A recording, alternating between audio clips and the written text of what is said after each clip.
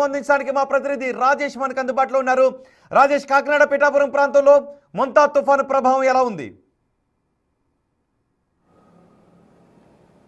మోంతా తుఫాను ప్రభావం అయితే తీవ్ర స్థాయిలోనే ఇక్కడ కాకినాడ పిఠాపురం ప్రాంతంలో కనబడుతుంది. ప్రస్తుతానికి కొంత వర్షం తెరిపించినప్పటికీ బలమైన ఈదురుగాలు వీస్తున్నాయి. రెండోది పూర్తిగా కాకినాడ పిఠాపురం అంతా కూడా అంధకారంలో నిలిచిపోయినటువంటి పరిస్థితి, మొత్తం కూడా ఎక్కడికక్కడ విద్యుత్తు నిలిచిపోయినటువంటి పరిస్థితి. ఎందుకంటే చాలా తీవ్రమైనటువంటి బలమైన ఈదురుగాలు వీస్తున్న నేపథ్యంలో విద్యుత్తుని అధికారులు ఆపేశారు. ఎందుకంటే ఎక్కడైనా వైర్లు తెగిపడితే ప్రమాదాలు సంభవిస్తాయి కాబట్టి ప్రస్తుతానికైతే విద్యుత్తును అయితే నిలిపివేశారు. ముఖ్యంగా ఉప్పాడతో పాటు పిఠాపురంలో గంట పాటు దాదాపుగా నాన్ స్టాప్గా భారీ వర్షం, కుండపోత వర్షం కురిసింది. ప్రస్తుతానికైతే కొంత వర్షం తెరిపించింది. మరి కాసేపట్లోనే తీరం దాటే క్రమంలో ఇంకా వర్షం పెరిగే అవకాశం ఉన్న నేపథ్యంలో అధికారులు కూడా ప్రస్తుతానికి అలర్ట్ అయ్యారు. ప్రస్తుతానికి 6 గంటలకి వాతావరణ శాఖ అధికారులు ఇచ్చినటువంటి అప్డేట్ ప్రకారం 15 కిలోమీటర్ల వేగంతో మోంతా తుఫాను కదులుతుంది. మచిలీపట్నానికి 50 కిలోమీటర్ల దూరంలో, కాకినాడకి 130 కిలోమీటర్ల దూరంలో కేంద్రీకృతమైంది.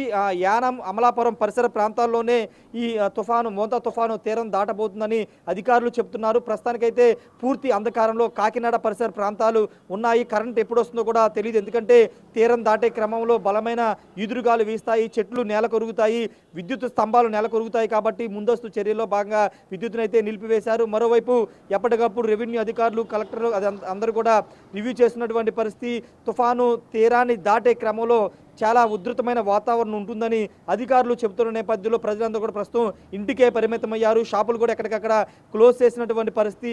కేవలం జాతీయ రహదారుల మీద భారీ వాహనాలను పక్కన పెట్టేసి ఈ రాత్రికి ఉండాలని కూడా అధికారులు అటు రాష్ట్ర ప్రభుత్వం చెప్పిన నేపథ్యంలో చిన్న వాహనాలు మాత్రమే ప్రస్తుతానికి హైవేలో ప్రయాణం చేస్తున్నాయి. ప్రస్తుతానికైతే కాకినాడ పరిసర ప్రాంతాల్లో అయితే వర్షం కొంత తగ్గుముఖం పెట్టింది. మరి కాసేపట్లో ఇంకా వర్షం పెరిగే అవకాశం కూడా కనబడుతుంది.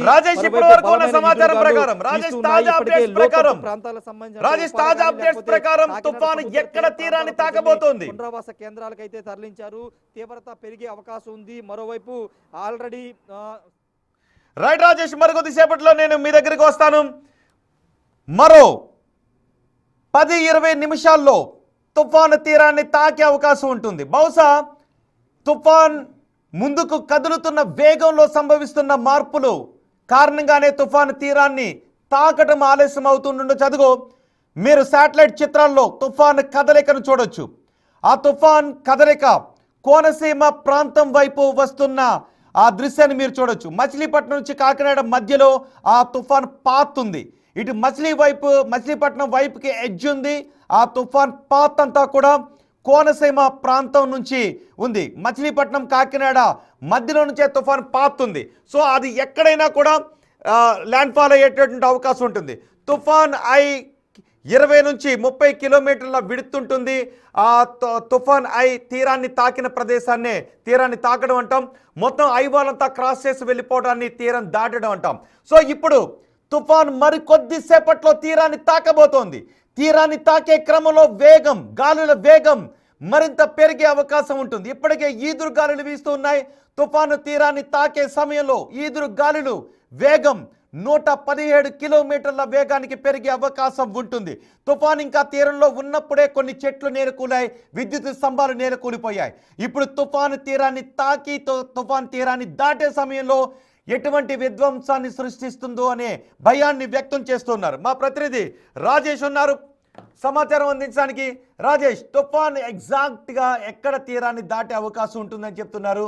ప్రస్తుతం తుఫాను ఏ తీరానికి దగ్గరలో ఉంది? ప్రస్తుతానికి ఒక అరగంట ముందు ఇచ్చినటువంటి అప్డేట్ ప్రకారం అయితే మచిలీపట్నానికి 50 కిలోమీటర్ల దూరం ఉందని చెప్తున్నారు. కాకినాడకి 150 కిలోమీటర్లు అని చెప్తున్నారు. కాబట్టి ఆ డైరెక్షన్ అంటే ఉదయం నుంచి నిన్న సాయంత్రం నుండి వాతావరణ శాఖ అధికారులు చెప్తున్నట్టుగానే డైరెక్షన్ అది కాకినాడ తీరం వైపు క్లోజ్ అవుతూ వస్తుంది. ఈ నేపథ్యంలో మచిలీపట్నాన్ని క్రాస్ చేసి అదేవిధంగా కాకినాడ మధ్య అంటే యానం, ఈ అమలాపురం, అంతర్వేది, ముమ్మిడివరం ఈ ప్రాంతాల్లోనే మోంతా తుఫాను తీరం దాటే అవకాశం కనబడుతుంది. ఆ ప్రాంతంలో తీరం దాటిన ప్రాంతాల్లో పెద్దగా అలర్జరీ లేకపోయినా 20 కిలోమీటర్ల రేడియస్లో మాత్రం చాలా భీకరమైన పరిస్థితులు ఉంటాయనేది వాతావరణ శాఖ అధికారులు. తీరం దాటిన ప్రాంతానికంటే చుట్టుపక్కల ప్రాంతం మీదే దాని ఎఫెక్ట్ ఉంటుంది. తీరాన్ని క్రాస్ చేసుకుని వెళ్ళినప్పుడు దాని వేగం కానీ ఆ గాలులు కానీ ప్రచండ గాలులు వీస్తాయని చెబుతున్న నేపథ్యంలో ఆ ప్రాంత ప్రజలు అలర్ట్గా ఉండాలని చెప్తున్నారు. ముఖ్యంగా కాకినాడ మీద చాలా ఎక్కువ ఇంపాక్ట్ చూపిస్తుందని మొదటి నుంచి అధికారులు చెప్తున్నారు. అదే ఒపీనియన్ ఇప్పుడు కనబడుతుంది. మరి కాసేపట్లోనే తీరాన్ని తాకబోతున్న నేపథ్యంలో తీరాన్ని దాటిన తర్వాత 3 నుంచి 4 గంటల పాటు అది తీరాన్ని దాటే ప్రక్రియ అంతా కొనసాగుతుంది. కాబట్టి ఈ 3-4 గంటలు అత్యంత కీలకంగా ఉండబోతున్నాయి. అంతేకాదు తీరాన్ని దాటిన తర్వాత కూడా 1 గంట 2 గంటల పాటు భారీ వర్షం కురుస్తుంది, ఈదురుగాలు వస్తాయి. కాబట్టి ప్రజలు అలర్ట్గా ఉండాలని చెప్తున్నారు. ప్రస్తుతానికైతే కాకినాడ అదేవిధంగా పిఠాపురం ఈ సరౌండింగ్స్ అంతా కూడా విద్యుత్ అనేది లేదు. పూర్తిగా వర్షం కూడా కొంత తగ్గుముఖం పట్టిన పరిస్థితి.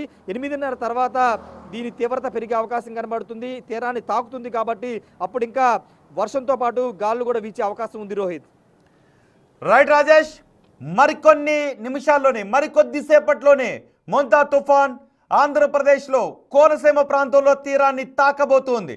ఇప్పటికే ఆంధ్రప్రదేశ్లో కోనసీమ ప్రాంతంలో ఆంధ్రప్రదేశ్లో మొత్తం కోస్తా వెంబడి ఈదురు గాలుల తీవ్రత పెరుగుతోంది. గాలులు వేగంగా వీస్తూ ఉన్నాయి. గాలుల వేగం పెరుగుతూ ఉండటంతో కొన్ని చోట్ల చెట్లు నేల కూలిపోయాయి. ఇప్పటికే నేల కూలటానికి అవకాశంగా ఉన్న చెట్లను గుర్తించి ముందుగానే వాటిని రోడ్ల గడ్డంగా పడకుండా ఉండే విధంగా తొలగిస్తూ ఉన్నారు. బలహీనంగా ఉన్న ఇల్లు కూడా బహుశా నేలకూలే అవకాశం ఉంటుంది. కాబట్టి సురక్షిత ప్రాంతాలకు వెళ్ళండి అని చెప్తున్నారు. చూడండి ఒకసారి, అదిగో సముద్ర తీర ప్రాంతం ఎంత రఫ్గా ఉందో మీరు చూడొచ్చు. సముద్ర తీరం ఎంత అల్లకల్లోలంగా ఉందో మీరు చూడొచ్చు. అందుకే ఇంతకుముందు నారా లోకేష్ కూడా చెప్పారు, తుఫాను కదా వీడియోస్ తీసుకోవచ్చని. సరదా పడి సముద్ర తీర ప్రాంతాలకు వెళ్ళకండి, సముద్రం అల్లకల్లోలంగా ఉంది, తుఫాను ప్రభావం చాలా ఎక్కువగా ఉంది, ప్రభుత్వం అన్ని చర్యలు తీసుకుంది, ప్రజలు సహకరించాలి అని. ఇప్పుడు మీరు రెండో బాక్స్లో చూస్తున్నది ఉప్పాడ తీర ప్రాంతంలో సముద్ర ఉన్న దృశ్యాలు. మొత్తం తీరం వెంబడి అటు ఉత్తరాంధ్ర నుంచి ఇటు నెల్లూరు వరకు తీరం అంతా కూడా చాలా రఫ్గా ఉంది. కోనసీమకు అతి దగ్గరలో ఈ తుఫాను ముందుకు కదులుతూ ఉంది. సుమారు 10 నుండి 15 కిలోమీటర్ల మధ్య వేగంలో ఈ తుఫాను ముందుకు కదులుతూ ఉంది.